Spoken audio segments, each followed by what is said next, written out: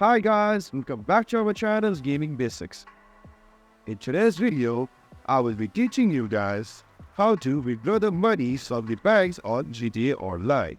So at first, just take out your phone facing the scores button on in bottom. As your phone pops up, go in the option Internet and just select it.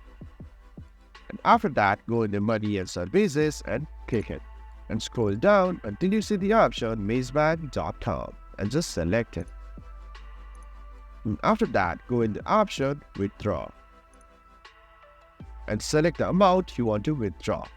So for now, I'm just selecting $500 and click on Yes. So guys, that's how you withdraw the cash on GTA Online. Thank you for watching our video. If you like our video, please leave a like and please don't forget to subscribe our channel. Also use the bell icon to get updates with our latest videos. Mention the comments for reviews and more content like this. I will see you guys again in our next video. Thank you for watching.